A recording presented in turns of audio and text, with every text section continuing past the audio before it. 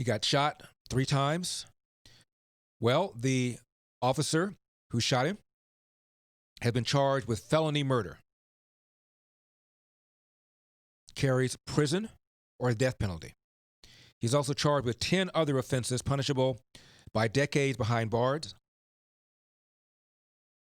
The district attorney, Paul Howard, said in announcing the charges, this is 5 days after the killing outside of the Wendy's restaurant. He said, and I'm quoting, "We've concluded at the time that Mr. Brooks was shot that he did not pose an immediate threat of death," end of quote. Second officer, who stood on his shoulder as he struggled for life, according to the DA, has also been charged. He's been charged with aggravated assault and other offenses, but is said to be cooperating with prosecutors and will testify, according to the DA. DA, by the way, said it's the first time in 40 such cases that an officer has come forward to be willing to testify against another officer. Officer Garrett Rolfe, the one who opened fire, was fired right after the shooting, and the other officer, who's also been charged, as I mentioned, was placed on leave. I will say again, based on what I've seen, and obviously things are still developing, it seemed to me that this officer's actions certainly did not rise to the level of a crime, and I don't believe that a jury will convict him of murder. I think this is a public opinion-led series of charges. I heard that the DA is running for office for re-election and is in a tough fight. That's what I heard. Now, a sheriff in Burke County, Georgia, happens to be black. His name is Alonzo Williams. Here's what he said about the Brooks killing. Having 30 years in the business, police and law enforcement, and 27 of those years having taught use of force and taught hundreds and hundreds of law enforcement officers across the state of Georgia and other states, I just think that he's a lawyer. He's not a law enforcement officer. I think that it's just a ridiculous statement. Obviously, we saw in the video that Brooks was engaged in a fight with the officers. They were on the ground. We know that when we're on the ground, we have a very high likelihood of being hurt or. Now, again, this is a sheriff not of the county where this took place. This is a sheriff in a county called Burke County, also in Georgia. But this is his take on what happened with Mr. Brooks. Killed. It's not the place we want to be. This is not a wrestling match. The Brooks is able to take a non-lethal weapon, a taser, away from one of the officers, and he flees. They give chase. He's committed 2 felony obstruction of an officer counts, and he needs to be held accountable. So they were perfectly justified in running behind Brooks to capture him. Brooks turned back to the officers and fired the taser. And we all know this is a third law enforcement agency I've been head of.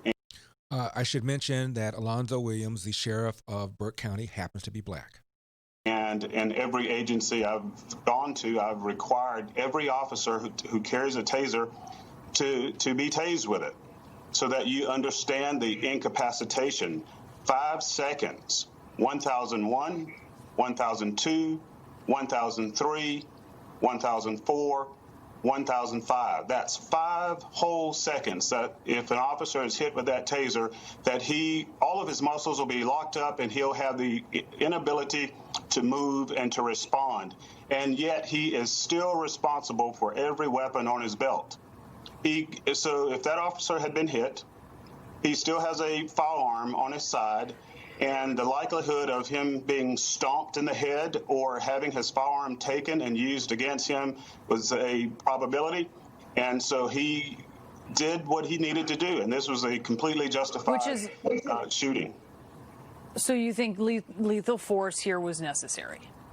It's very necessary. The Fourth Amendment allows it. This is the objective reasonableness standard, and there's nothing malicious or sadistic in the way these officers behaved, and it's very unfortunate that the law enforcement leaders in the state of Georgia have not come out and stood together on this case. I think it's political, and it's senseless. We're sending the wrong message to our black youth. We're telling them that it's okay, that they can run from the police, they can take a weapon from the police, they can fight with the police and point a weapon at the police and expect nothing to happen. That is the wrong message to send to black youth. What he is suggesting is something that I have been talking about for a very long time.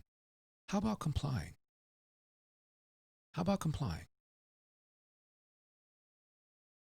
Now, I've heard from a number of officers who said the same thing that this black Georgia sheriff said, Alonzo Williams.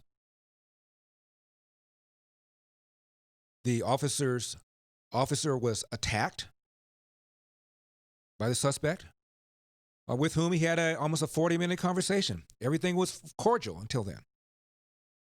He takes away his taser, runs, turns around, points it. I understand he also fired it. It missed the officers, but he also fired it. And the officer who shot and killed him is being charged with felony murder? Are you serious? I wonder how many more resignations were turned in today. I wonder how many more people have now reconsidered their decision to apply for a job with the police department. I wonder how many officers now understand that the brass does not have your back. As soon as the politics get hot enough, you're going to be thrown under the bus. We come back, Chris Cuomo versus the Cobb County Police Union president, who says a discharged taser is dangerous. I'm Larry Elder.